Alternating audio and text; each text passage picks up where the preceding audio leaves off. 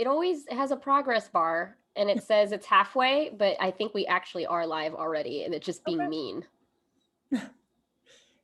Oh, here, I need to change the view. That's right. I need to make the view to gallery mode so you can see both of us. Yay. And I'm going to tweeting. All right. Tweet. Let's do this thing. Send tweet. Send tweet. Send tweet. Hello, friends. Welcome back to Attack the Pantry. I am Jenn de la Vega. This stream is a deep dive into ingredients, cooking techniques, and recipes to help you cook for yourself during quarantine and, let's be honest, the rest of your adult life. Last time on the stream, we celebrated my 1-year streamiversary with Nick Brewer and Diego, Dandy in the Bronx. We toasted, we talked about carnival food, and I may have eaten a funnel cake. You can watch all of the past clips here on my channel if you click on videos. The entire archive is located at youtube.com/JENNDLV. Make sure to subscribe there. Great news. I'm a Twitch affiliate. That means that with every subscription, with every cheer of bits, that I get a little bit of pocket change to help me stream more often. If you have an Amazon Prime account, you can gift a free subscription to your favorite creators every month. Just make sure you remember that it resets every month. So if you have one, click on the purple button at the bottom of this video that says gift a sub, and you'll get a little crown next to your name in the chat. There are lots and lots of good links below the video. One way to help us out is to share them and to tell people that you are watching right now, so that they can join in on the fun and learn from the stream. I have a guest today. Hello, guest. Who are you and what do you do? Hi, I'm Russ, at Russ Marshalek on all of the various platforms that you could find somebody. What do? I do stuff. So I guess my day job is I do social media for wine and spirits. I am not here in any way as a representative of my employer, and all of my opinions are mine, and so yeah. Our wine is really good though, so like, do get it. And I guess my night job back when stuff like that existed is I DJ this party, this pop music party called "This Party Is Killing You." Yes. It's a celebration of the Swedish pop artist Robin. Yes, the Call Your Girlfriend Robin, for anybody that like doesn't. If you're like curious, like what was a party like before this?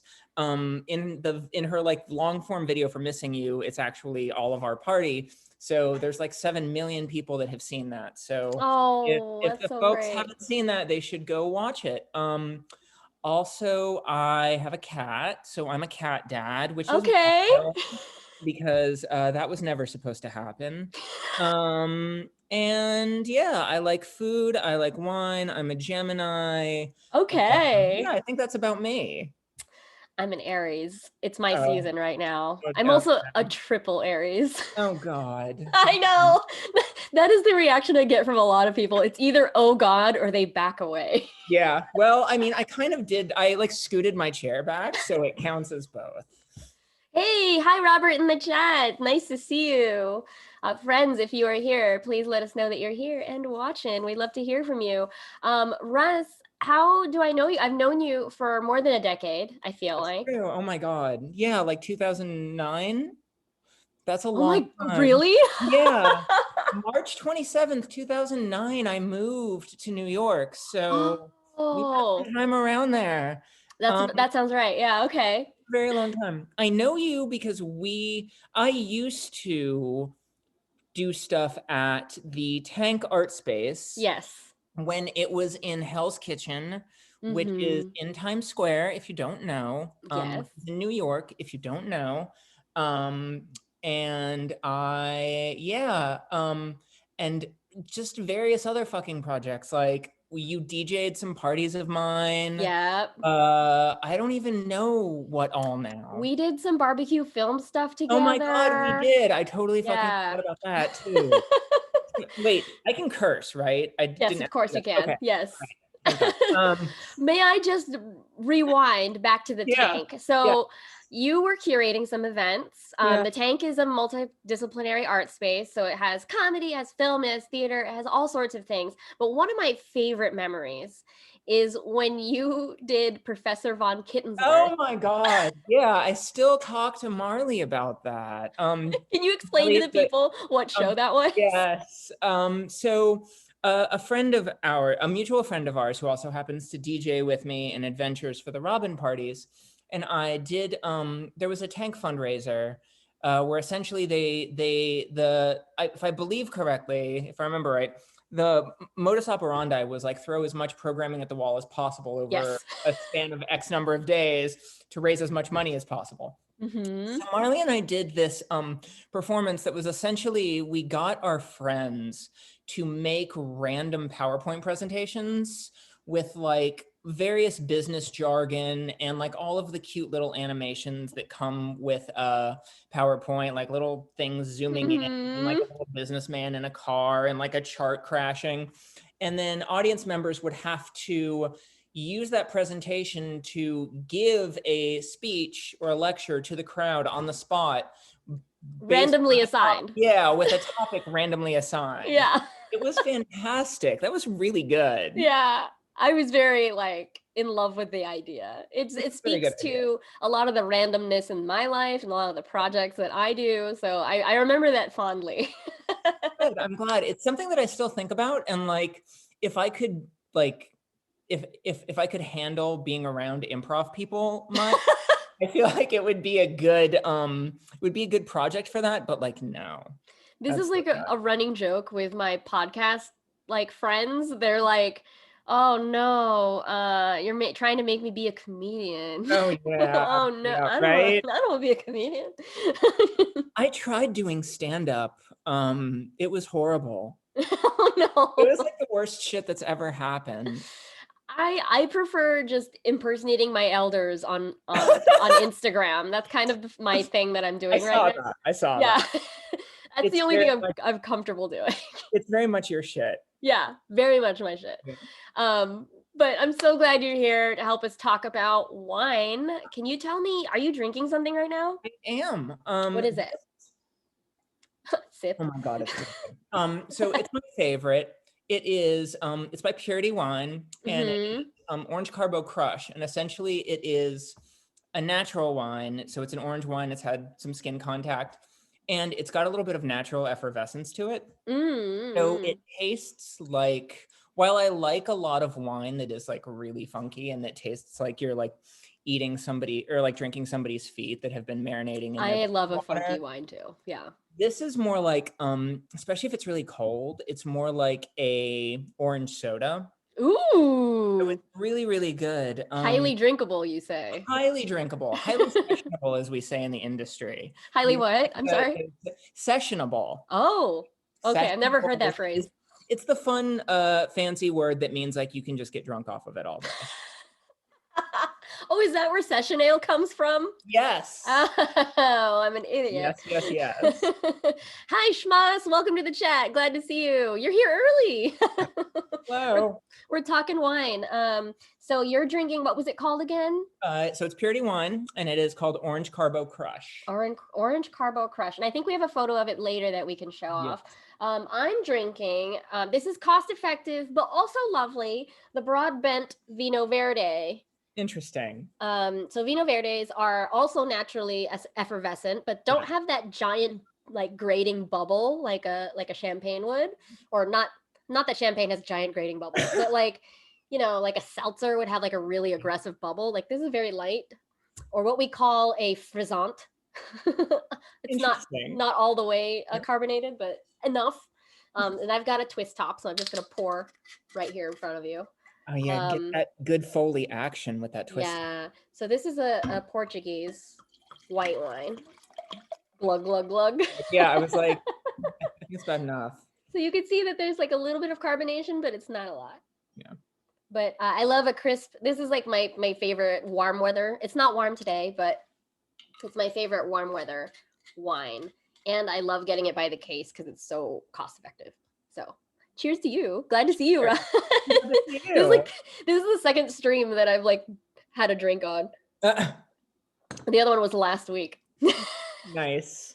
Oh, we just got rated by 9 people from Alex's channel. Welcome, new viewers. Hi, everybody. They're throwing eggs in the chat. I love seeing eggs in the chat.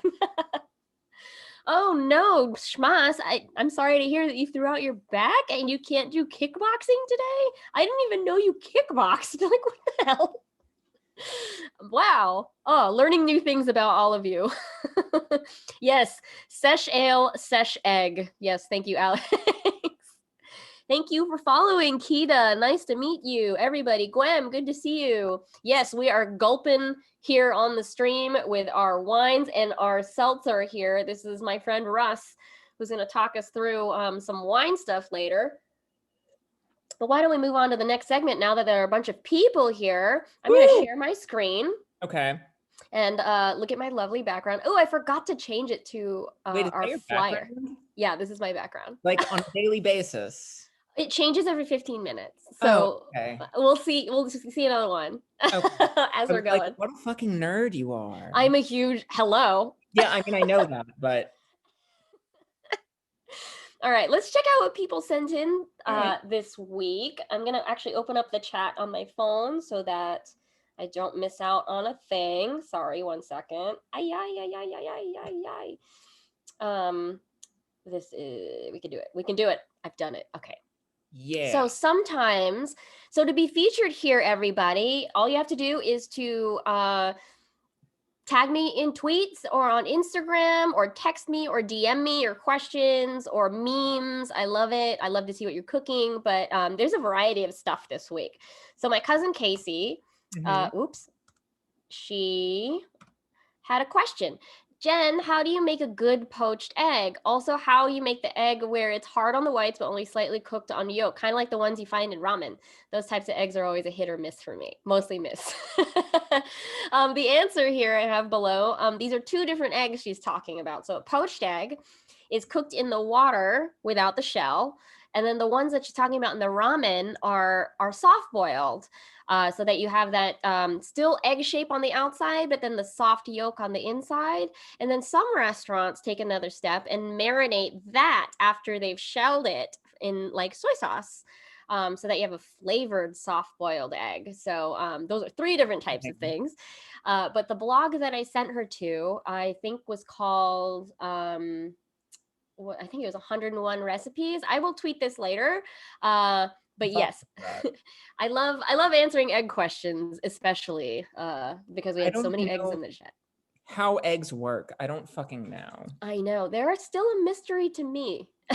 Yeah, but you're like the egg expert. Like that's kind of your thing. It's what you do. Still so much to learn about eggs. Still so much to know. Schmas says, I have ramen eggs marinating now. They are incredible. See, look, very timely, very appropriate. Oh my gosh, Diego, thank you for modifying the egg emote. Yeah, I have an egg in there, and then he put like one of these emojis on it. Oh, nice. We've got eggs with sunglasses. Thank you, Jelly Bear. Nice to see you. Toria, glad to see you too. But egg questions answered here on this stream. My goodness. Kind of related, not really. Dylan texted me, I treat my chicken to a veritable spa day, a rinse, then a bath with essential oils, regenerative massage to a Pure Moods album, then cucumber slices on top to reduce wrinkles. It's the only way to truly honor the bird that gave its life for my meal. I love this. I fucking love this. This is everything to me. I know. My friends are ridiculous. I don't know what the cucumber does to the skin otherwise. It doesn't really have any aggressive, what's it called? Acids or anything that would break down meat, but it does make your under eyes very supple. It's hydrating. That's what it is. Nope. Depending on what you're trying to do with the chicken, if you're trying to get crispy chicken, you actually don't want to hydrate the chicken. You want to reduce the amount of moisture. It's a nice thought. Yeah, but I love treating our chicken to a spa day. That's such a lovely thought. More egg content here. This was sent in by Johnny. This is from an account called Confession of a Dietitian. This is a really cool chart just on first glance, right? Like you can see 4-minute egg is very runny, 15-minute egg is very solid, but there is some really incredible knowledge here in the caption. Regardless, the nutrients you get from an egg can vary depending on how long you cook them. The longer you cook eggs, the better nutrient absorption. For example, only half of the protein from raw eggs is absorbed in your body in comparison to the 91% of protein absorbed in cooked eggs. Whoa. That just blew my mind. I know. This is like some real science. I know that we can like be on Instagram and like swipe around and like move and scroll really quickly, but sometimes there's some like really important stuff in the caption. So this is a really good one. Thank you, Johnny, for sending that one in. My goodness. More eggs. This was sent in by my old English teacher. Oh, wow. June Millum, thank you for sending this in. It's an account called Toon Juicin, and it's a lady with an egg hat. I love it. I want it. Mm-hmm. This is actually the origin of the phrase croque madame. Did you know that? I did not. So croque madame is egg hat? Well, yeah, kind of. Well, so croque madame is a sandwich, like a really decadent French sandwich with an egg on top. Mm-hmm. And the egg is supposed to be like the big hats French ladies wear outside. Interesting. I did not know that. So yes, I love this art. Thank you for sending it to me. Love it. So many egg things in a row. I'm just not used to this. Good. That's a JV. JV sent in this seared burrito. Good job. He's been watching a lot of Kenji Lopez Alt's channel. That's where he got the burrito recipe. I don't remember the last time I've had a pressed burrito. Might have been in California a couple years ago. I haven't had real Mexican food in so long. I know. The only thing that I've gotten in New York recently has been like birria tacos, but no like burrito, no enchiladas, no. Even that, like, it hurts me because it makes me miss California and LA and the place we DJ in LA, the Echoplex. There's a taco stand outside at like 4 a.m. that has just the absolute best. And I'm usually not in a state to consume mass quantities of food after DJing until 4 a.m. in LA. Course, yeah. But now I've been like, you know what? Maybe I want to be healthier next time and just eat my body weight in tacos. I mean, valid. Yeah. Oh, hello, Peter the Brewer. Welcome to the chat. We are not cooking anything today. We are a food talk show. We are looking through people's photos that they sent in, and then we're going to talk about wine for a moment. But let's see. Nick sent this through, another egg art. This is from the account Wittenry. This looks like a lot of work. It's calming me. It's like extremely like. I don't want to sound gross, but like I want to put my foot in it. It looks like a rug. It looks like a rug. That's what I mean. Put in it. Yeah. I know there are people on this that can make that into a t-shirt. Please do that. I want to. I know. Oh my gosh. Hypnotic egg. It's very, very good egg content. I love it. Parker, who sent this in from Twitter, actually made one of the vegan recipes that I wrote last week. So I had a recipe package go up on Taste Cooking. It was 3 new ways to make spaghetti with chili crisp, which is a spicy condiment. And Parker didn't have everything in the pantry.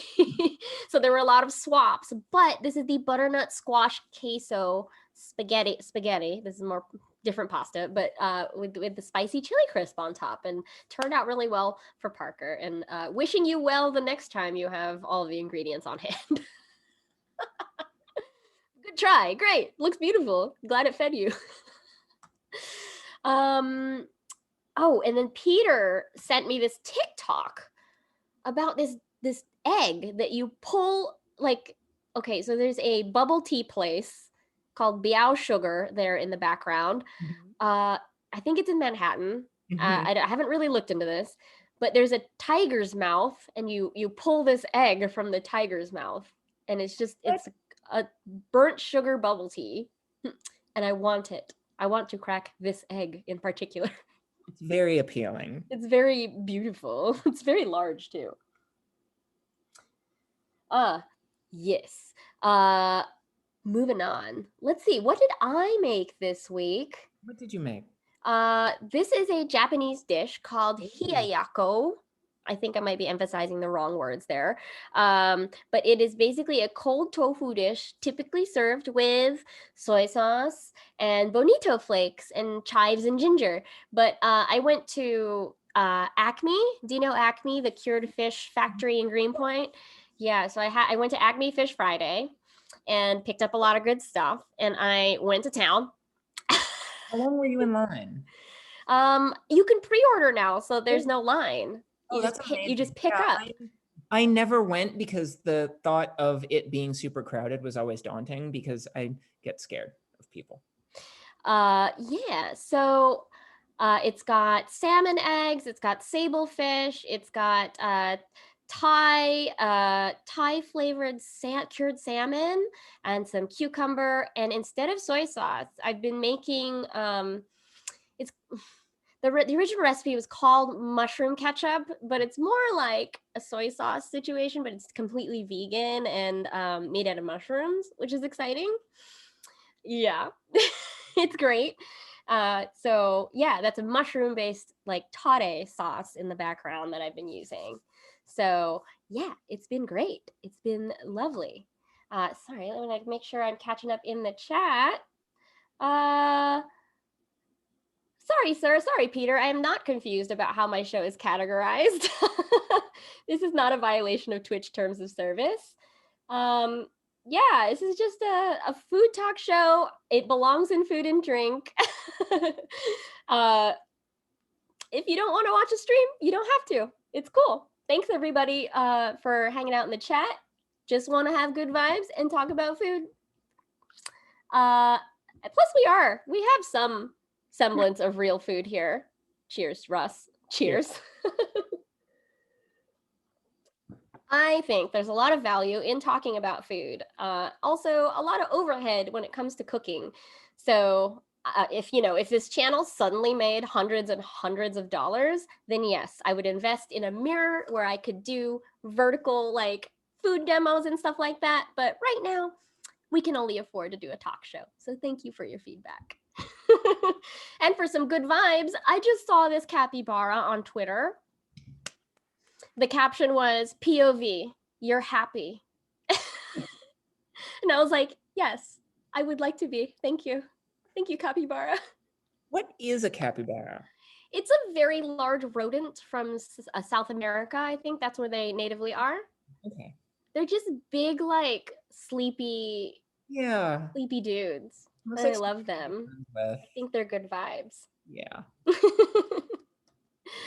I had a thought recently about gravy, about how mushroom gravy is kind of the default for breakfast. You know, when you go to a diner, there's like biscuits and gravy, and you use mushroom gravy. For chicken dishes, you put mushroom gravy on that. And I thought, why don't we have the reverse, which is chicken gravy on mushroom? Amazing. Or on chicken, so it's like meta chicken. This is something I made for dinner the other day. So I made basically a cream of chicken soup, thinned it out to a gravy-like texture, and then enjoyed it. And it was very savory. I don't know if I would do this all the time, but it makes me feel really great about making vegetable-forward dishes and still having like meat as like a backseat or not as a priority, but still having it in some flavor profile. I don't know. Just this is what my brain looks like on the inside. Just like think about these things. Random thoughts. This is the article I was talking about that went up on Taste last week. It's called "Give Spaghetti the Gift of Chili Crisp." So the Taste editors wrote it, but they kind of explain the method and the 3 different spaghettis that I came up with in there. So if you want to give that a Google, you can find that recipe on the internet. Yep. Let's see, what else has been happening? More capybara. I guess I copied it twice. It's fine. We can see it twice. This recipe went up today on my Patreon. This is a mushroom bechamel.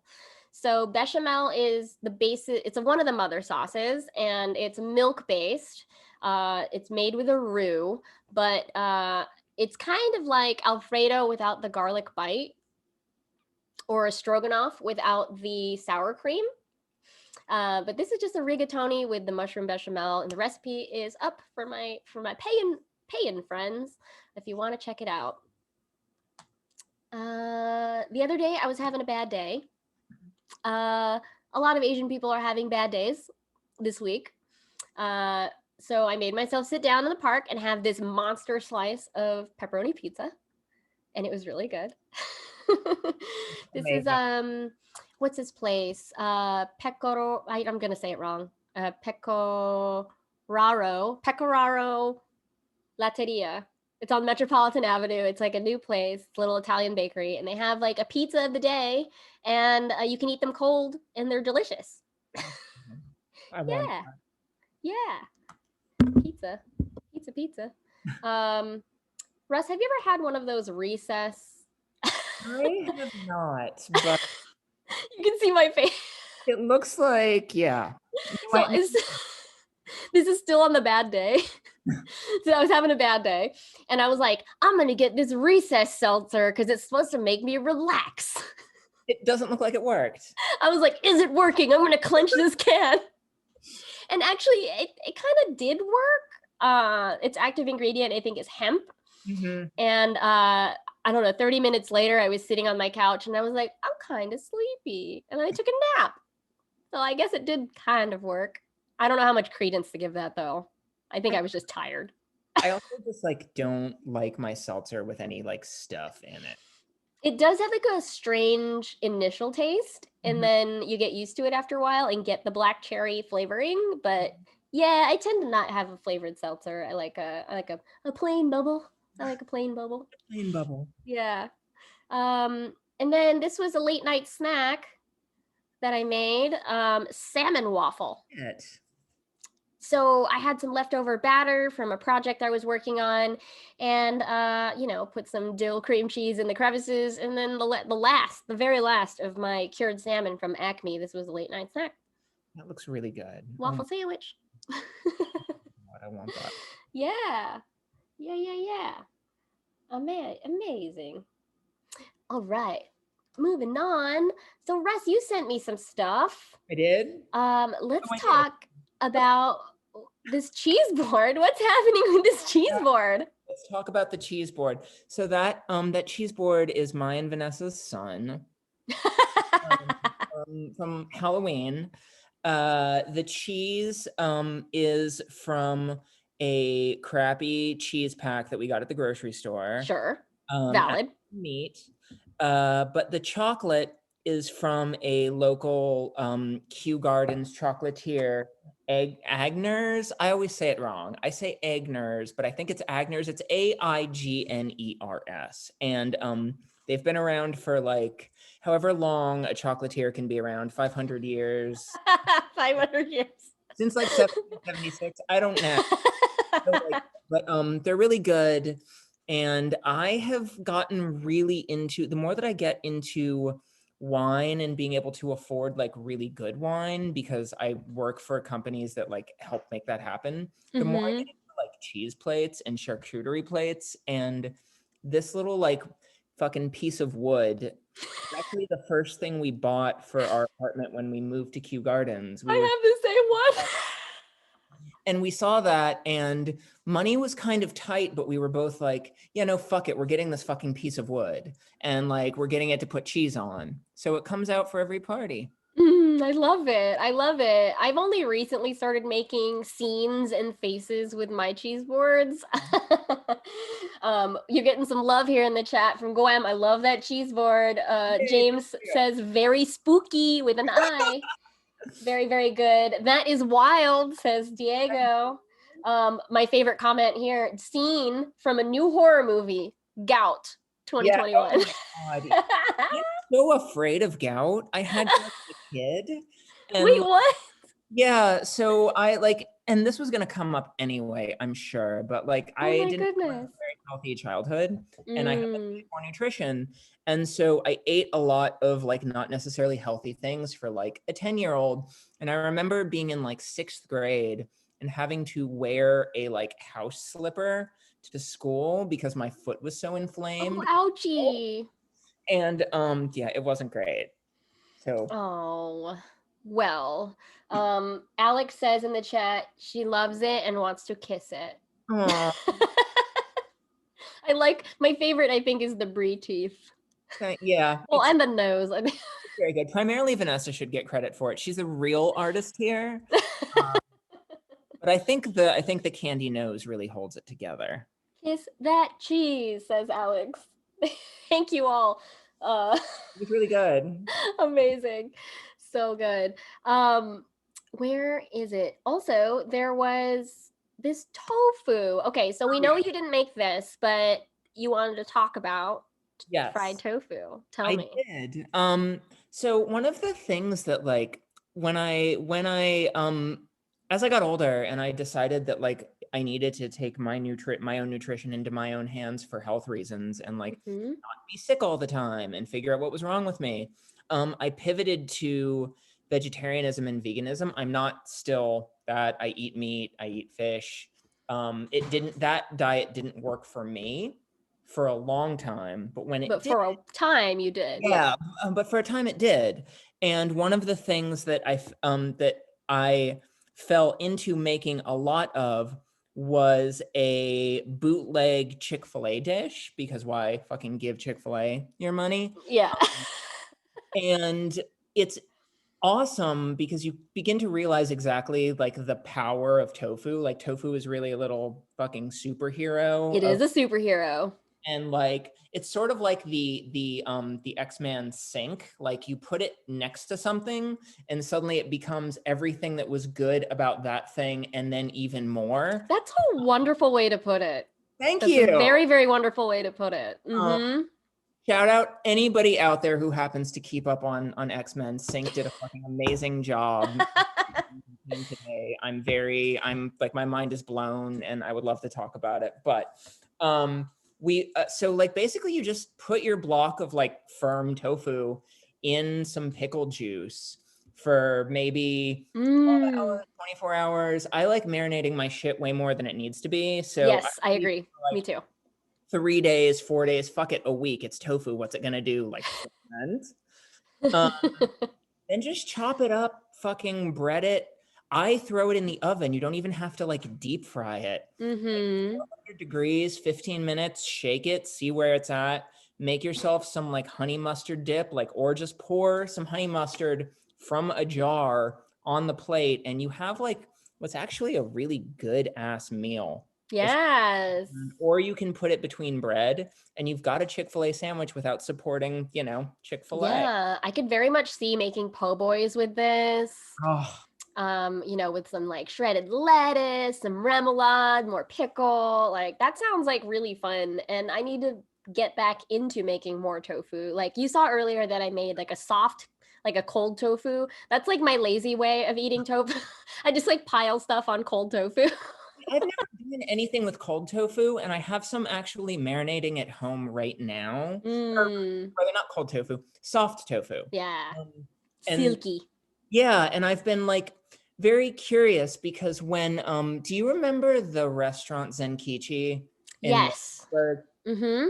The one time I went there, they gave me an amazing little salad with like whipped soft tofu as the dressing. Yes. I've thought about it every day, possibly every couple of hours for the past like 4 years. And I've always been like, how did they do that? And finally, I realized it literally is just good Whipped. tofu. It's So, whipped tofu. Yeah. Toria in the chat says, I make Wagamama's dishes regularly. Is that a blog, I think, or a website? Is that right? Wagama, I think that's a gas station. No. Oh, I don't know. I don't know. Maybe. I don't know. Toria, do you have a link or anything? Let us know if you have a link. But we had a vegan baker on the show a couple months ago already. And I was trying to tell her, like, so I was vegan for Lent for like religious reasons as like a personal challenge. personal challenge, excuse me. And I was trying to explain that I was a junk food vegan.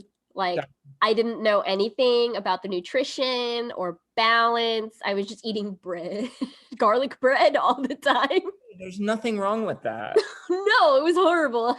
I was very malnutritioned during that time. I say this knowing full well that, and like fully emphasizing that like what I eat isn't going to work for everybody, and like you definitely need to do what works for you. Mm-hmm. But when I started dating my now wife, she was vegan, and I became vegan, and we would just like order like vegan cheese sticks and like vegan nachos and like vegan club sandwiches with like. What was the place in Williamsburg? Are you thinking of Champs? Food Swings. Oh shit. That's Food Swings is the place where like you'll need a fucking coronary. Like yeah, they had like fake chicken wings, fake nacho, fake any junk food you could think of, they had it. And that was when we realized, like, just because it's vegan, it doesn't necessarily mean it's healthy. Yeah. And you shouldn't like just lay in bed and eat like vegan cheese sticks for 4 days, like a meal. So there's a lot more to life. Yeah, there's more to life than vegan cheese sticks, I think. Sorry to say. Yeah. But this is wonderful. Thank you for sharing your story and journey about that. You also found this. Somebody told me about this and I didn't know it existed. So here's this journey, right? Tell me, please. As somebody who likes like strip mall culture, you know, like I subscribe to the Hooters mailing list. Actually, my old band, when we were on tour, I think the best meal we had was at a Hooters. Hell like yeah. Service, the best meal, the best value. That they have like a smoked, or not a smoked, like a grilled salmon at Hooters that like I fucking will swear by forever. But yeah, so Vanessa tries to stay gluten-free as much as possible, and we went to the Red Lobster in Queens once and we're like, this is really bad. Like they should not sell seafood, they should just sell these biscuits. So for Thanksgiving, we decided to do our own little thing, and this is what really held it together. The Red Lobster gluten-free Cheddar Bay biscuits and the Queen of the Sierra Rosé, which interestingly you can only get at wine stores. You won't be able to find it anywhere else, and it's got a really it's really summery. I know there's a lot of rosés that people like to drink year round. This is not a year-round rosé. This is a summer rosé. Keep it when your windows are open and the weather is warm. Otherwise, you're just going to like hate life. So nice. Yeah. Oh my God. Oh, catching up here in the chat. Toria's update is Wagamama, the restaurant. Oh, okay. Got it. I have been there. Why go to the restaurant when you can make it better at home? No, you were thinking of Wawa, the gas station. Okay.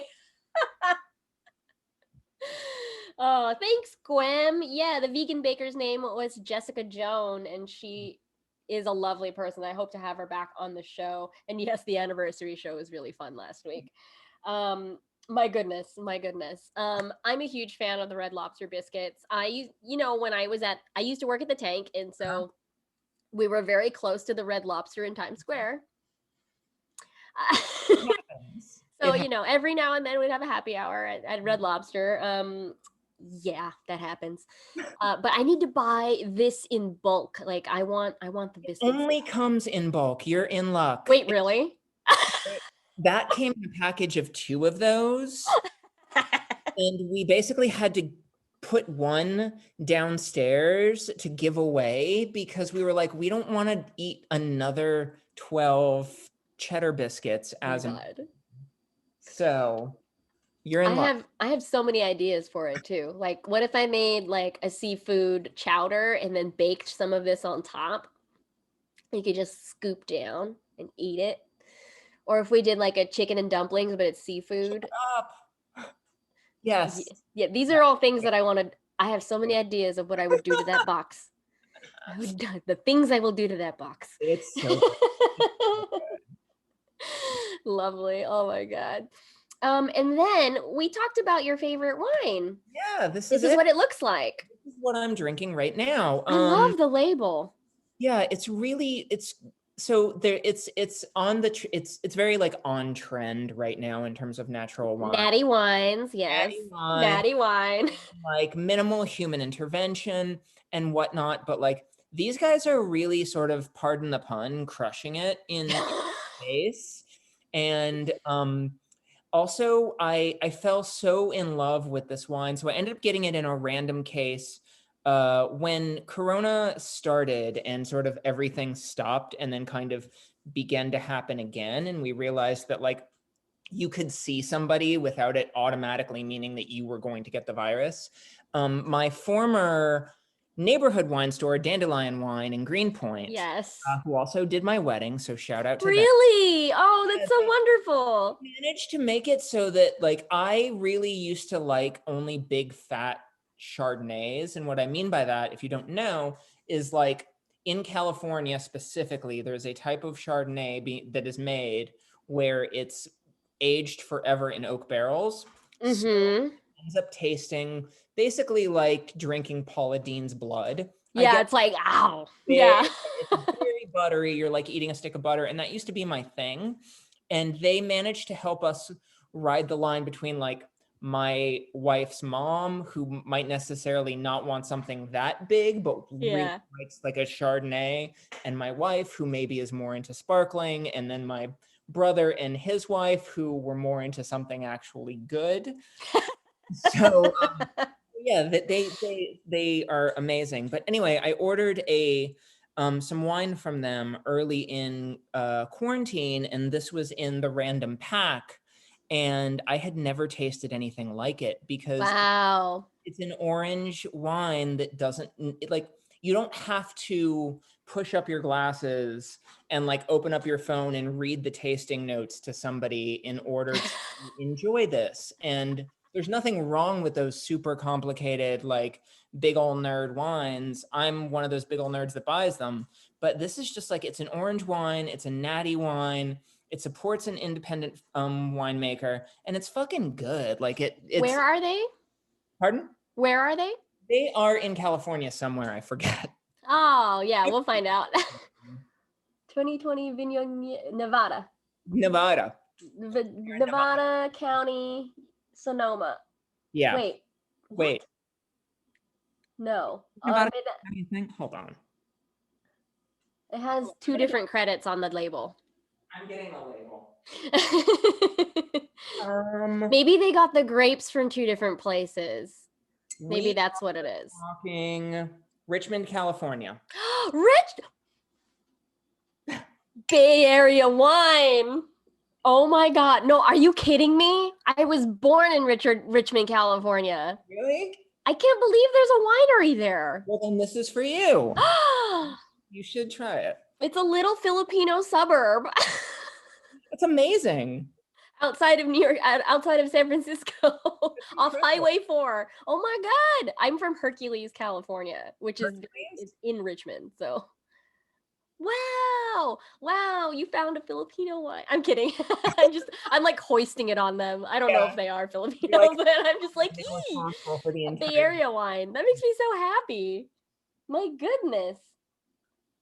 Wow. Thank you for sharing your favorite.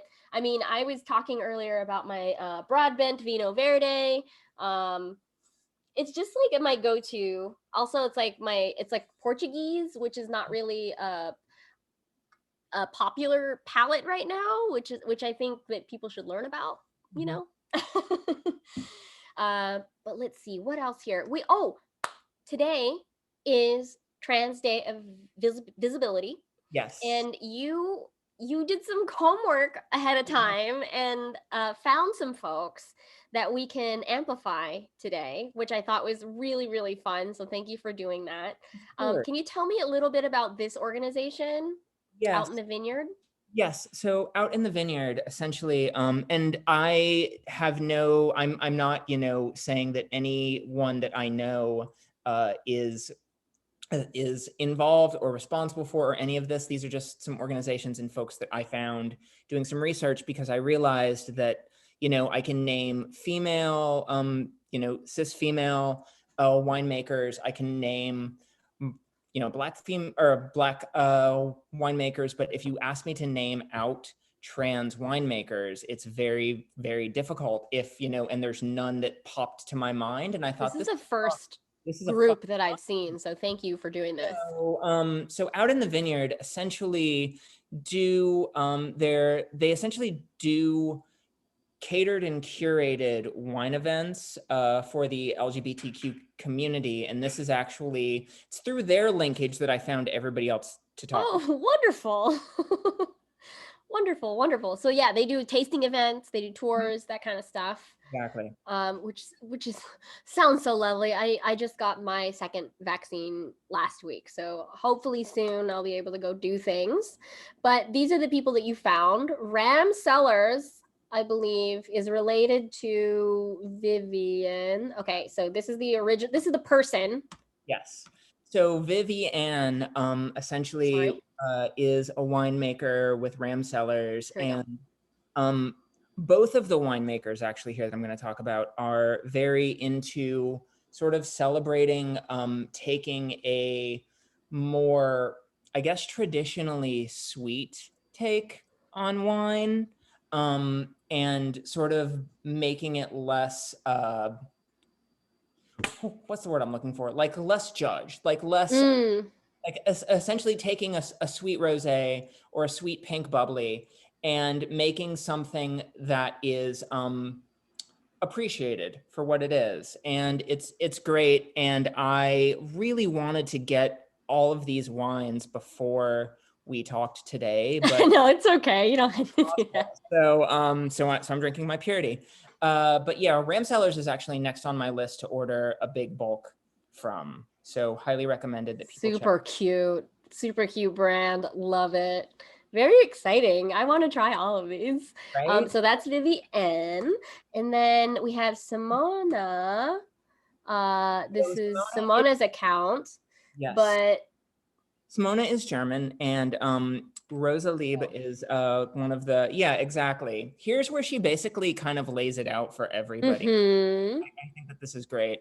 Essentially taking what would be a princess wine and sort of embracing that term as opposed to it being like, real wine nerds turning negative, yeah. In a way, it's sort of like the way that people like Fossil and Fawn and Forlorn Hope in Oregon have reclaimed Zinfandel.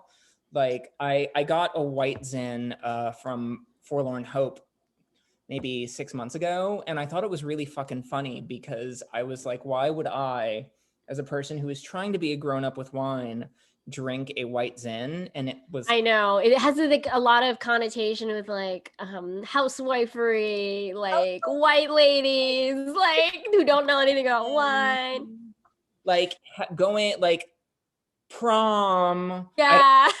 I don't know if your prom date had a white Zin. Mine certainly did. Yeah, so it's just like it's kind of amazing seeing the work being done because it's actually really forward thinking and worth following. So the fact that I didn't know any of these people off the top of my head was really frustrating, and I realized that probably I'm not the only one. Yeah, thank you for telling us about all of these different winemakers. I'm like so excited to dig in and order some. So thank you for doing the research. Again, this is the first winemaker, Vivian. Sorry, I said Vivian earlier. Vivian is the way you pronounce it. Lumiere_Rose. And then Simona's account on Instagram is Simona Aurelia. Oh, I love that. Sounds so royal. I know, right? The like Aurelia. The pink line, like, and the like full on adoption of like the princess idea and like elevating that. It's like, yes. And the website to look at Simona's wine is rosa-lieb.de. So it's a German-based wine. Yes. Thank you for doing that research. Like that means a lot for today. So thank you for doing that. I'm going to stop sharing my screen so people can look at our big heads. And we're going to catch up in the chat here, friends. Hi. We have some bean discourse happening in the chat. I'm going to stay out of it. I like all of you, and I know some of you are disappointed at other people, but I'm just going to be diplomatic and step back. Y'all are funny. I love it. Shmas says, the only wine my grandma drinks is white zin. James says, my favorite wine is grape soda. I mean, I have respect for that. Yeah. I love a grape soda. I mean, that's essentially what Russ was saying that you loved about the wine you're drinking is basically orange soda. Yeah. If you like orange soda, this is for you. Yeah, friends in the chat, do you have any questions about wine? Because Russ knows a thing or two. I know a thing or two about pairing, and we can definitely talk about those things. And I guess in the meantime, when we wait for any questions, Russ, how do you shop for wine? With my eyes closed. I was trying to think of a punchline. You're very open-minded, I guess, right? Is that what it is? So it's a combination of things. I really like, now that I've fallen down this whole natty wine hole, I sort of just play around with seeing who the winemakers that I like are drinking and who they're like palling around with, and then kind of spread out from there. You're literally talking to somebody who maybe 2-3 years ago would buy the liter of Barefoot Chardonnay, and like that was a good evening. Oh God, the foot Chardonnay. Like, no. I can't pretend to be like super classy with this. You know? I love that. I mean, I also am guilty of my Carlo Rossi jug. Yes. Oh, this was disgusting, but in college, my friends had the Rossi challenge. Do you know about that? No. Oh, this is a horrible college thing. Don't do it, friends. But basically, you all you're locked inside, and 2 people to a team finish a Carlo Rossi jug, like the big jug. It's nasty. Don't do it. Why would you do that? Torture. It's like Edward 40 Hands, but with a jug of nasty wine. I mean, what is Edward 40 Hands? Oh, what? You don't know what Edward 40 Hands is? Oh, no. I went to an art school. Our challenges I can't say on here, or you'll probably get banned. So I love that some people know what Edward 40 Hands is in the chat and some people don't. So Edward 40 Hands, if you remember, Edward Scissorhands had scissors for hands. Edward 40 Hands is when you duct tape a 40 to each hand and you cannot take them off until you finish them. It's so stupid. Don't do it. Don't do it. I did it, but with champagne, like really cheap grocery store champagne. It was so sweet and so like my throat was so scratchy the next day from having so much sugar. And it's awful because you can't use your hands any other way. So people are trying to rush to finish it so that you can go to the bathroom. That's awful. I know, it's horrible. And like people have teams of others like help you go to the bathroom if you're comfortable with that. But the object is to finish it so you don't have to do that. It's so stupid. College is stupid. Don't do it. College. There's so many better things you can do. I know, like read. Yeah. I know, so dumb. I didn't drink actually until Respect. maybe my sophomore year in college. And then the first time I got drunk, it was on Malibu. I felt incredible. Mm-hmm. Like I went to class the next day, and for some reason, like I don't know. In retrospect, I think maybe I was still drunk. No. And I went to my philosophy class, and I was just like, "It's a beautiful day. Let's go sit outside." Amazing. Oh my God. I had a very similar experience in the dorms the first time that I got drunk. Mine was Bacardi, but I will never have it again. Yes. Because I was some surly child who thought that I could drink, and I had a mug of it, like a whole mug. And that was really dumb. Don't do that. Nobody do the things that I did, please. Okay, so we have some comments here in the chat from Toria. I love Rosé Merlot, but they're hard to find. I've actually never had that myself. It's like a light rosé, but deep fruity flavors like red. So what else would be like that you could find? That's interesting. One of the things that I think this person, sorry, might like, so Apothic, APOT. Let me copy check Oh, myself. is it Greek? Is it apotek?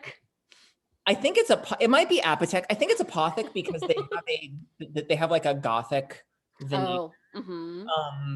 And they're definitely like from California or Oregon, but they make a couple of wines that I really like. One, which is not related to this, but I'm going to say it anyway because I'm talking, is they make a cold brew red wine that's really good. It's used with cold brew coffee, and it's wildly tasty. But the Apothic Rosé is exactly what you're talking about, and it's readily available if you live in the States. No, they don't.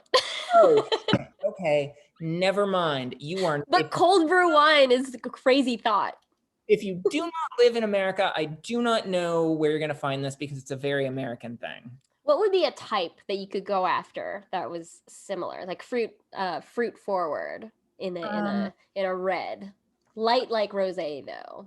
A light like rosé. Well, like a Beaujolais Nouveau. If you throw it in the fridge for a little bit, you've kind of got the same idea.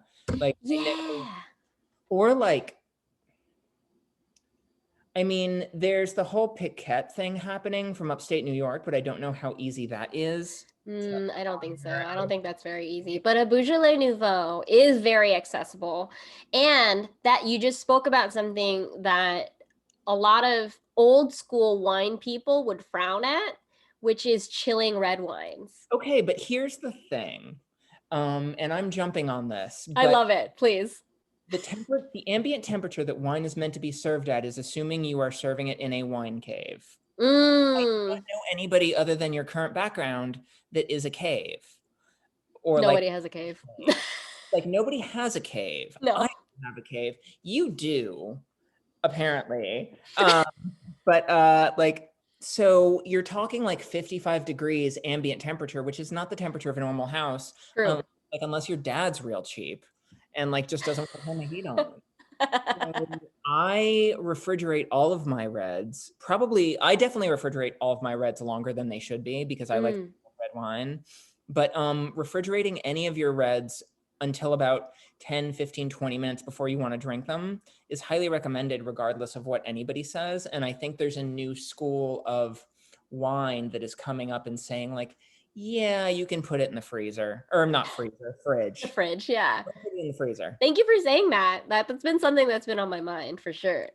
We got a comment from Schmoss, open-winded, when I said open-minded earlier. So open-winded. Thank you for that, Schmoss. From James, what would be a good first wine for a complete beginner? This is international complete beginner. I've tried a few glasses here and there, but never really got into it. So for me, so Russ, you might have a different answer. For me, I think what was really helpful was going to places or like a wine bar where there were flights so that you could get the spectrum and understand whether or not this is my thing or this is not my thing. Because wine is such a large world that you could really get holed up in any corner you want. And so for me specifically, I love a lot of like things that are funky that are between sweet and savory. Like I'm in the very, very, very middle. I don't like too dry. I don't like too sweet. I like right in the middle. And I like thinking about the foods that I'm going to be eating with my wine. And so I tend to lean towards spice. And so a lot of pairings in that world are Chenin Blancs or Rieslings or dry Rieslings, Vino Verde, which is what I'm drinking today, and stuff like that. So how would you approach that problem, Russ? So I got into wine because a girlfriend at the time, I was only drinking like, I don't know. So we're talking like 2004. I was only drinking like Arbor Mist because I really wanted my wine to be sweet. So my idea of wine was like a blackberry arbor mist. And she was like, no, no, we're not having this. Amazing. And, one night we were out to dinner and basically she was like, I'm going to do this. And she paired a wine with each course. Cool. And I think that basically, because like you said, it is such a vast world and it's really easy to get overwhelmed. Like you walk in the wine store and you're like, I'm going to get a wine. And you go up to whoever's working there and you say, I would like one wine, please. And then immediately you get hit with questions that you don't know the answers to. And you're I like, know, oh, yes. I'm gonna go like this. So the easiest way to like not get overwhelmed is to ask questions of somebody who knows what wine is, and also to sort of have them tease out what it is that you like. You know, do you like berries? Do you not like berries? Do you like jam? Like what texture do you like in your mouth? Do you like something? Would you prefer something dry? Would you prefer something sweet? Would you prefer something salty? Do you like dark chocolate? Do you like white chocolate? Yes, these are all great questions. And then also think about, again, sort of what you said, what you're going to be doing in relation to the wine. Like what I'm Mhm. drinking, the purity, it's incredible and I love it, but there's really not a food that I would pair it with. And I feel like a lot of the funkier, weirder stuff doesn't really pair It does well. not. Last night, Vanessa made us a steak, which I haven't had in forever. Wow. We had a very punchy, kind of powerful red blend from Napa. And that was just like, you'd take a bite of the steak, you'd have a sip of the wine, and your mouth was just kind of doing like having a party. And it was, Yes. and like, that's what you want. But if you're not going to be eating or you're going to be out in the sun, you want your wine to pair with that too. So you also kind of have to think about what activity you're doing.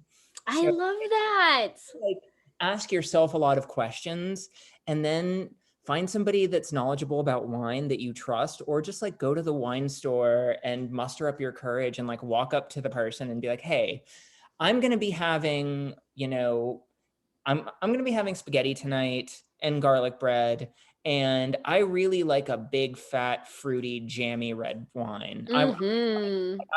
I love, you know, strawberry jam. What can you do for me? And kind of, Yes. So that's an amazing piece of advice there. That so sommeliers, people at restaurants, and then also people at wine shops have this vast amount of knowledge. You just need to help them narrow it down by giving them parameters or like how you're going to use it. Like that, it's really tough to like. I also felt really timid about talking to wine shop people about that, but as soon as I said my like three adjectives of the things that that I'm looking for, they would just buzz around the store and give me three options. Like, this is my price range, like these are the things that I can get. Like it was so helpful, like once I narrowed down like what it is that I like. So good advice. That's such great advice. Schmas asks, what are some easy red flags that make you want to stay away from a wine? Like, what should we avoid? I have a couple that are controversial. Oh, please, controversy. Spill the If tea. Tell me. there's an animal on the label. Wait, you don't like tussock jumper? There's an animal on the label. Wait, I feel like I love the sheep in a sweater. Like, the sheep in a sweater is my favorite. What are you talking about? I feel like, and like this has been a thing for a minute, but I feel like if there's an animal on the label, you're innately going to get something that isn't really worth your money. True. Okay, I get it. No, you're right.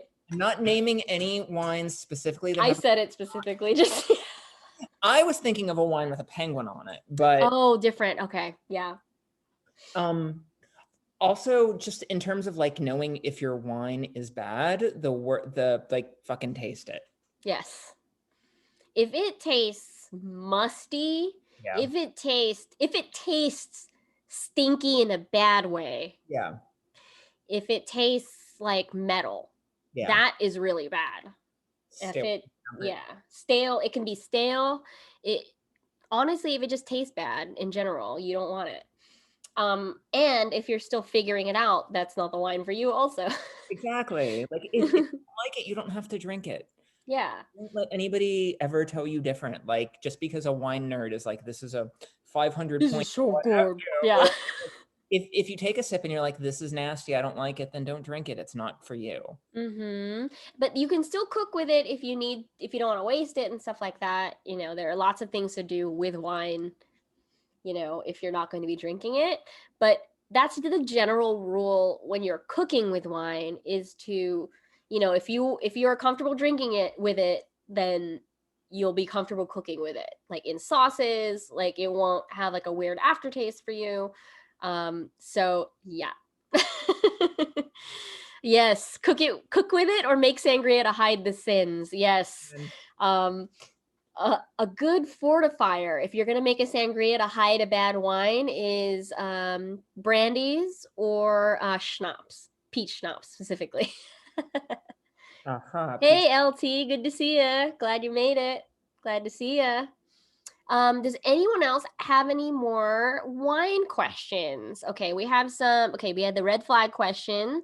Gwem says, before I went dry, my favorite grape was Syrah, aka Shiraz. Lovely. Yes, they do have rich tannins. They are lovely, lovely, lovely.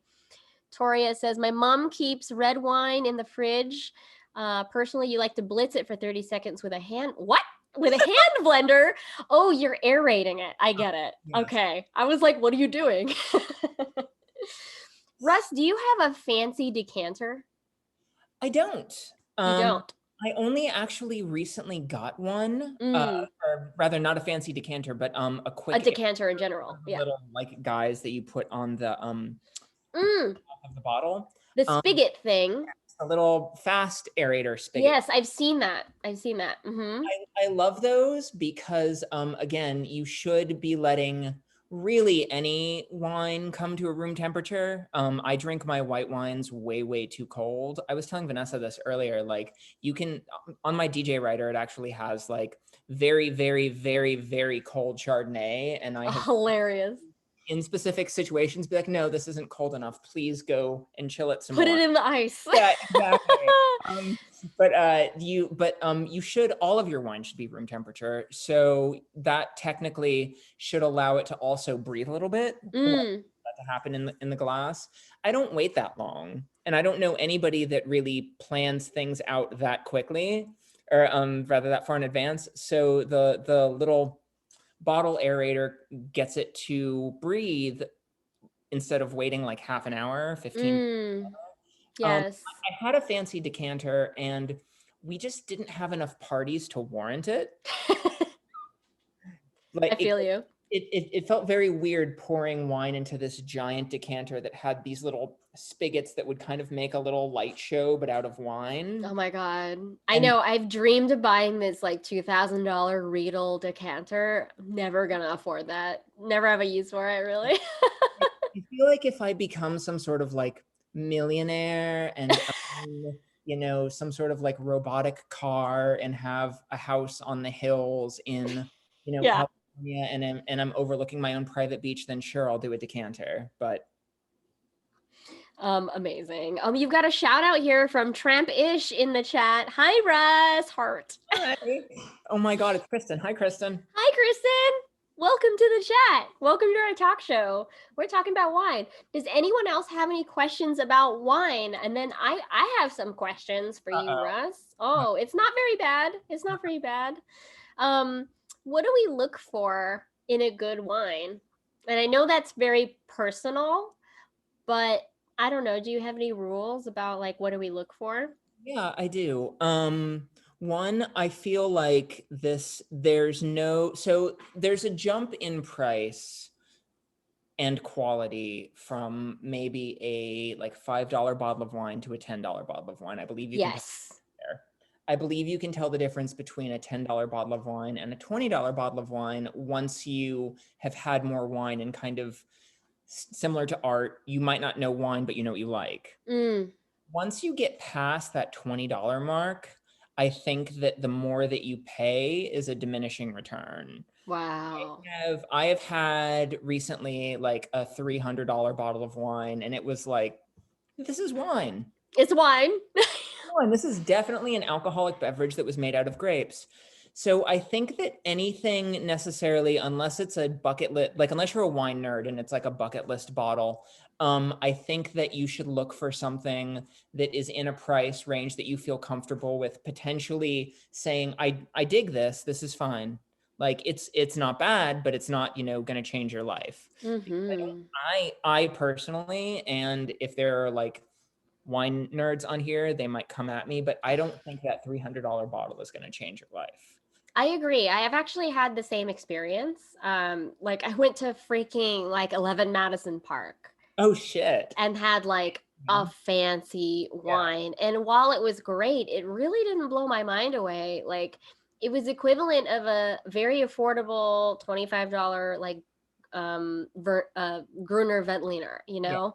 So yes, I agree with you. Like we have so many great options on the affordable level, and you don't really have to break the bank to have a really good wine.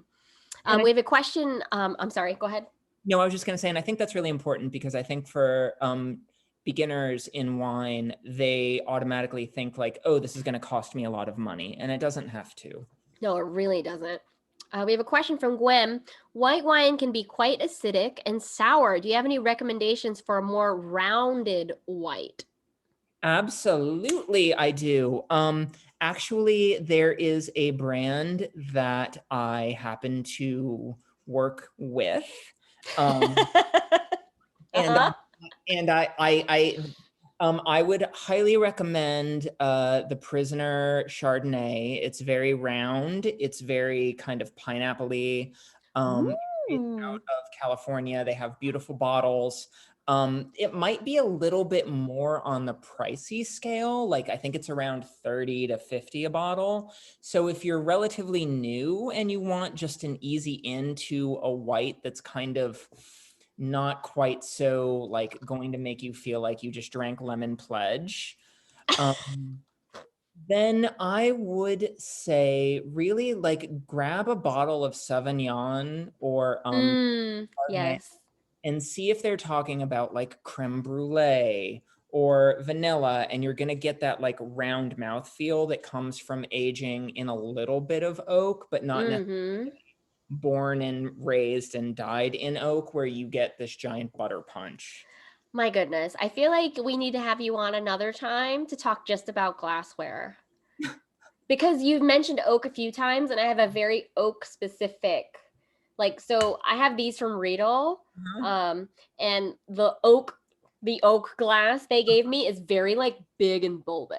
Oh, Like, nice. Yeah, yeah, it's very they're nice. like so hip right now. All of Yeah, the they wine are. that I follow are all posing with like their glasses of wine, and they're like the size of somebody's head. I know, like a brandy glass in Adam's family.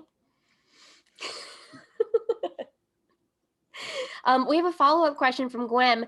Where do you stand on fortified wines like Buckfast? I don't think I've ever had Buckfast. I just read about Buckfast yesterday, and Really?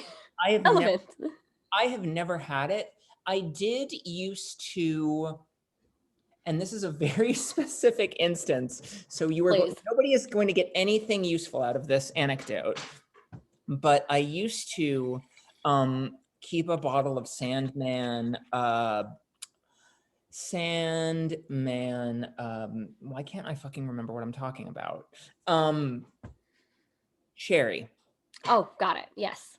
around. And I I don't necessarily like get the same experience as I do from a wine, but I don't, in the same way that, I'm not going to judge you if your preferred wine is in the like $5 range or the $10 range or what have you. Hmm. So fortified wine, like, yeah, it's sweeter.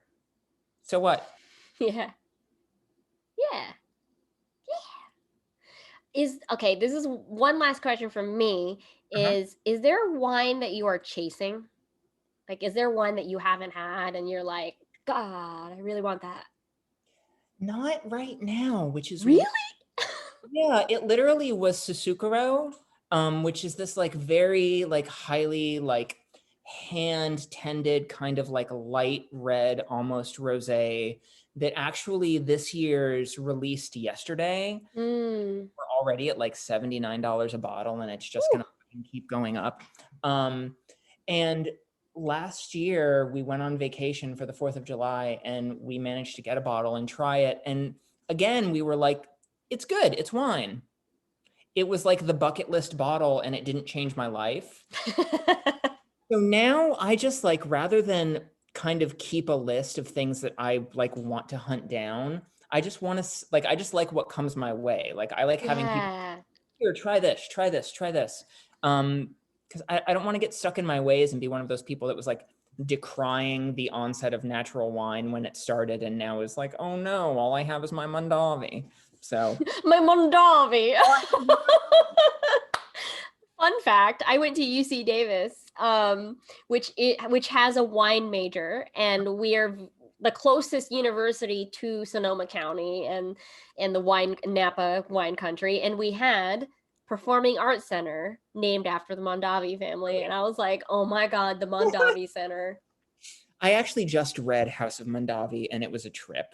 Whoa, I have not. That is interesting.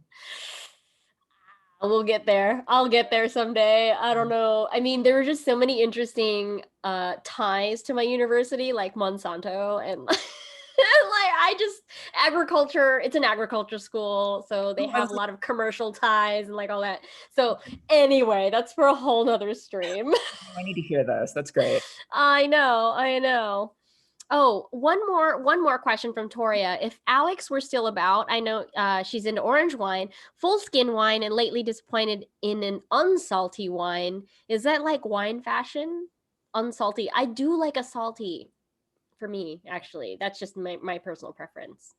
I don't know if I like salt. Can you explain orange wine in general? Yeah, sure. So basically orange wine is just wine that has had more. So essentially the way wine works is, and excuse me if this sounds super simple, but like basically you've just got people taking grapes. They're like, okay, cool, this is a good grape. Okay, cool, this is a good grape. Or like at Mondavi, they have proprietary technology where they run the grape through and they have a machine that can actually say, yes, this is a good grape, but in a This is a bad grape. Yeah.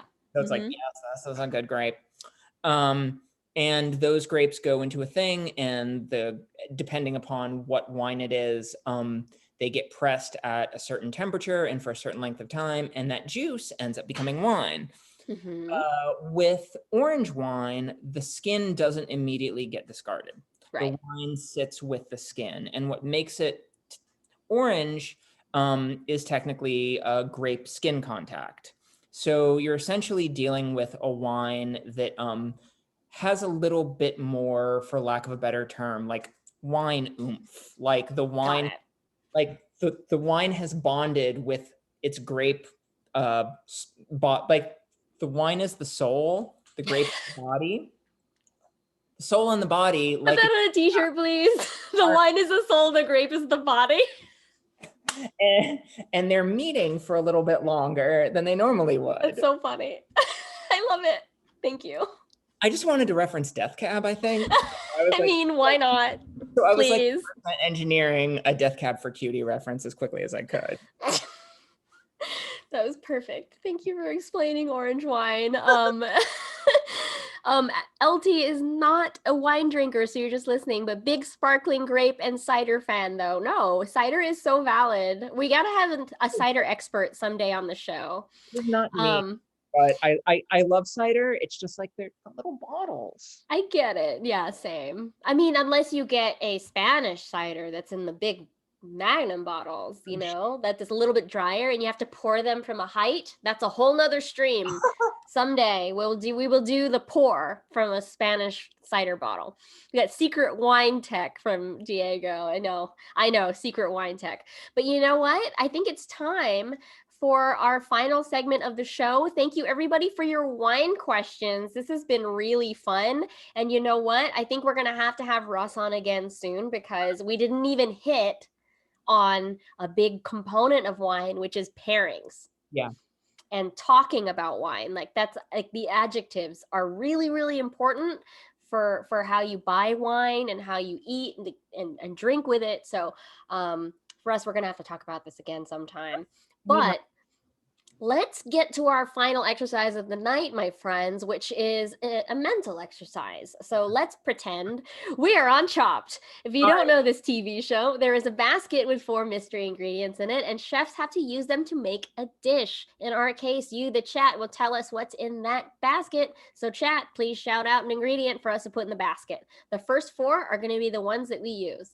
There are no wrong answers. The purpose of this exercise is to think about how far those ingredients are going to go and maybe inspire your next meal.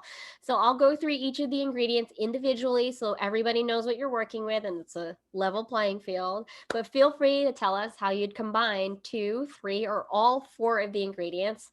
Imagine that you have basic pantry and all the tools and time that you need. Just remember, feature this stuff in the basket.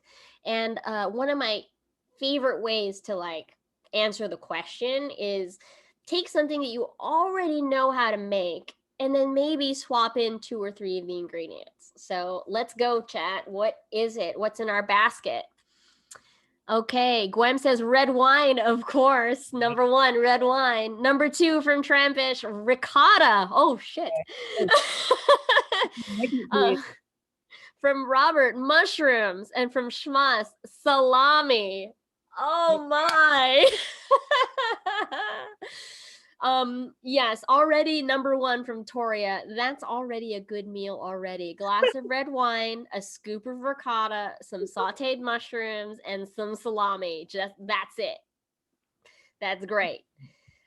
So friends, start thinking about how you would do this, but I'm just gonna go through each of the ingredients. So Russ, what can you tell us about red wine as an ingredient?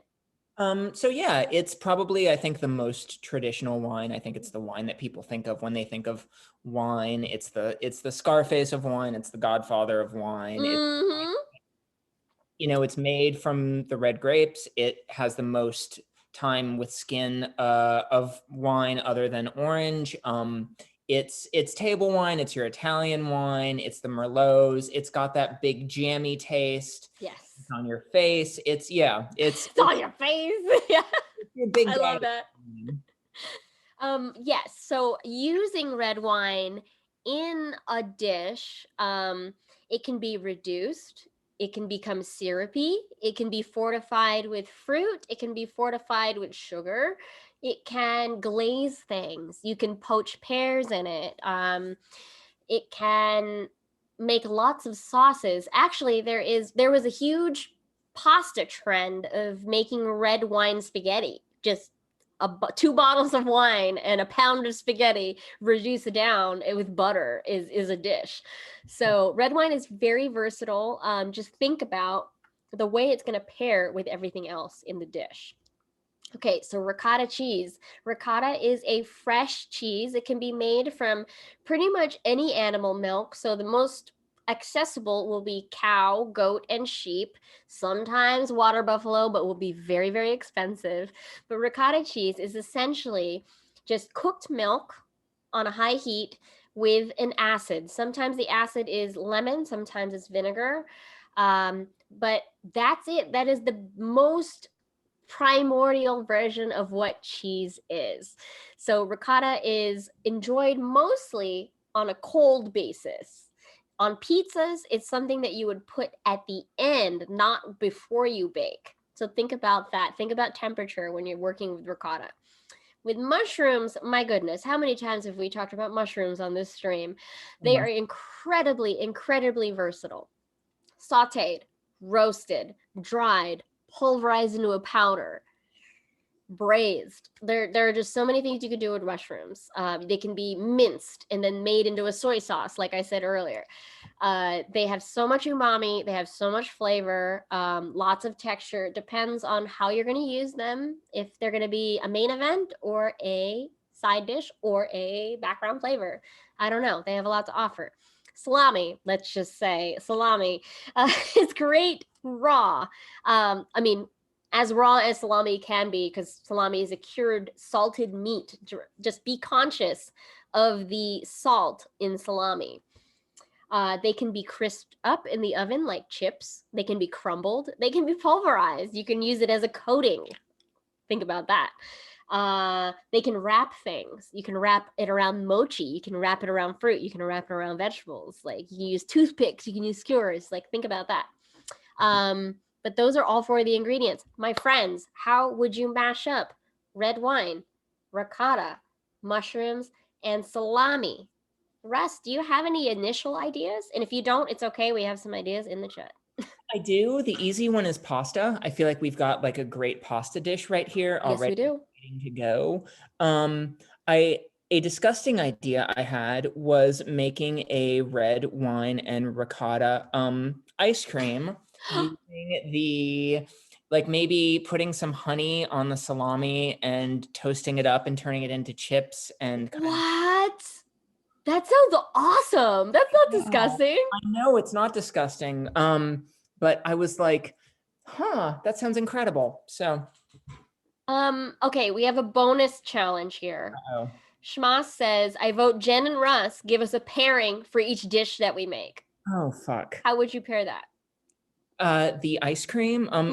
Definitely like a sweeter Riesling. I think you're gonna need something that can cut through the salt because you're gonna have a lot of salt. Oh yeah, there's a lot of salt in this basket. There's a lot of salt.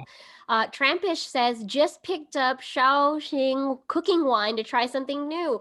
Oh, that specific Chinese wine is so good for finishing things, like at the very end. You also be careful when you're adding wine to any dish that's on fire, because wine is flammable. I've lost half an eyebrow before. No. From that. Yeah, no, I flambéed some mushrooms and lost half an eyebrow. So everybody be careful. Please make sure your hair is always tied back if you have long hair like me. Or you know, step away if you're ever gonna light anything on fire, okay? LT says the greatest chopped salami stromboli, mushrooms cooked in wine ever. Agreed. That sounds amazing. Shmas says nudie in red wine and tomato sauce with crispy mushrooms and salami. My goodness. That sounds really good. Russ, how would you pair that one? I would say probably something like a tempranillo. The tomato really pushes you in that direction, I think. I think that's a good idea. Robert says sauteed mushrooms with diced salami and ricotta mixed in, big old glass of wine to wash down.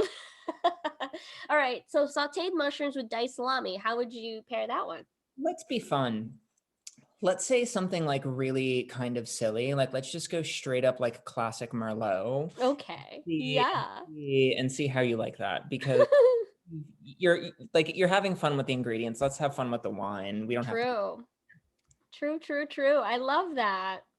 Okay, now I'm thinking, all right, so we already said that this would just be a good plate, you know, just like a snacky plate. Like how would I do this? So I'm looking at the ricotta. I'm thinking a calzone. Oh shit, Jenn. I'm thinking a calzone, but then when we make the pizza dough, I think I'm going to divide the pizza dough in half and then do a red wine on one of them for color and then put them together as like a swirl and then make a red wine swirl salami mushroom ricotta calzone. Wouldn't that be fun? I love that. Yeah. That sounds really good. I feel like all the pairings you would say would be in the same family because we're working with the same ingredients all together. Similar. I was gonna say actually, for a pizza or anything that's pizza in the pizza family, I just like fucking Zinfandel. Like I really just like a big fat kind of like punchy Zin where you're like, I can taste the fact that these were like grapes and they're like big. These are grapes. Yeah. Confirmed. These are grapes. I love that. Oh, thank you, Trampish, for following. Really glad to have you in the community. Excited to talk to you more about food. Okay, Shmas. We could do like a weird keto pizza where you cook the salami so it curls in the little cup. Yes, into this already. Then fill the cup with ricotta, mushrooms, and do red wine vinegar, pickled vegetable to cut through the richness. I love that. The little cups, like, yeah. Okay, now we've added an element of red wine vinegar. Now, how would you pair this, Russ? So now I think we might actually want to move away from red. Exactly. I think so too. I'm I thinking think of so too. going back to, I mean, definitely going back to white. Let's do like a Gruner Veltliner Mm, or maybe a less sweet Riesling, like from I can't even pronounce the place, Alsace. A yeah, no, that's right. okay, Alsace. I always say Alsatian is the adjective. Yeah. so, like an Alsace Riesling, which is actually like the Riesling that I like the most. So something that's like a little less sweet, a little more lemony, a little more tart. It's got a little pop in your mouth. You know, that actually makes a lot of sense because there is an Alsatian tart that is like a pizza from there. So it's very thin cracker bread. So this is like a Nice style pizza, which is not even doughy. It's very cracker like, and it's got like Gruyere and ham and caramelized onions. So like that makes complete sense to pair it. My goodness. Love it. Okay, Gwem says some kind of variation of coca vin with the mushrooms and salami in the red wine sauce. I love that. That's very classic. I don't know the last time I've had coca vin. Actually, no, I'm lying. It was Thanksgiving. No, LT, you have a great thought here. These ingredients are good because the many pizzas, sandwiches, and salad and pasta you can make from it. Absolutely. Totally, totally. So yeah, we didn't talk about a salad yet, but that is totally like we could have like a cool a wedge salad, like a chunk of iceberg lettuce with well, okay, I'm sorry, I gotta rewind. A ricotta, like a huge hunk of ricotta, maybe some shredded mushroom. Like maybe we did like a mushroom pate Ooh. kind of situation and had it with the ricotta and crispy salami chips on a wedge salad. Not necessarily doing the red wine. I don't know if it fits in that situation. Doesn't have to. This is our exercise. We can do it. It's fine. Um, okay, friends, last call for ideas because we're at the end of the show and I want to respect time and all that stuff. But thank you, everybody, for all these really wonderful ideas. Last call. Okay, how would you combine red wine, ricotta, mushrooms, and salami? And note that we did not say which kind of mushroom. So that Oh, means there is a whole spectrum of mushroom you can work with. So it's not just the blue, not just brown, but you know, king oyster, blue oyster, pink oyster, shiitake, enoki. I can name all the mushrooms because I got like a truckload of them recently. So Shma says you could also make a dough with the ricotta and flour. that is True. true. And maybe make like a little empanadas ham pie. Yes, we could do salami mushroom ham pie with a red wine glaze. Goodness. Goodness, goodness. Loving all of these ideas, friends. And you know what? If you don't have an idea right now and you do have an idea later, you can still tweet to me at Ramwiches with your idea because I will happily entertain and happily geek out with you about it. But this has been amazing, friends. Russ, thank you for being here and imparting your wine knowledge. I feel like you have a lot more that we did not unlock. Not so much knowledge as just loud opinions. I mean, whatever. It's more than what I have. So thank you for Thank you. being here. How can people follow you online?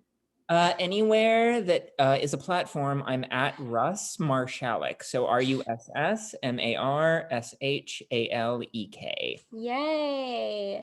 And can people ask you wine questions? Ask me anything.